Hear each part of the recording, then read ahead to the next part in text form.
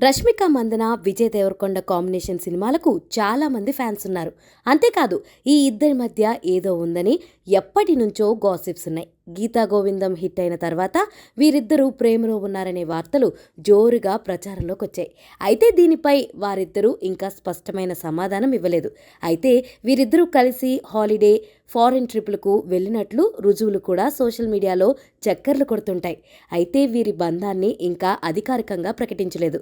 April 5 Rashmika పుట్టినరోజును జరుపుకుంటుంది. దీంతో రష్మిక తన పుట్టినరోజు జరుపుకోవడానికి అబుదాబి వెళ్తానని ఇటీవల ప్రకటించిన నటి అక్కడి నుండి కొన్ని ఫోటోలను తన సోషల్ మీడియాలో పంచుకుంది. ప్రస్తుతం ఈ పిక్స్ కూడా సోషల్ మీడియాలో వైరల్ అవుతున్నాయి. ఇక అది అలా ఉంటే రష్మిక పుట్టినరోజు సందర్భంగా విజయ్ స్పెషల్ గిఫ్ట్ ఇచ్చాడని తెలుస్తుంది. అది కూడా ఒకటి కాదు, రెండు కాదు, ఏకంగా 60 కోట్ల బహుమతట. అసలు ఆ 60 కోట్ల గిఫ్ట్ ఏమిటో ఊహించగలరా? రష్మిక పుట్టినరోజు సందర్భంగా విజయ్ తన సినిమా విజయాన్ని గిఫ్ట్గా ఇచ్చాడట. ఈ మధ్య విజయ్ సరైన విజయాలు లేక సతమతమవుతున్న సంగతి తెలిసిందే.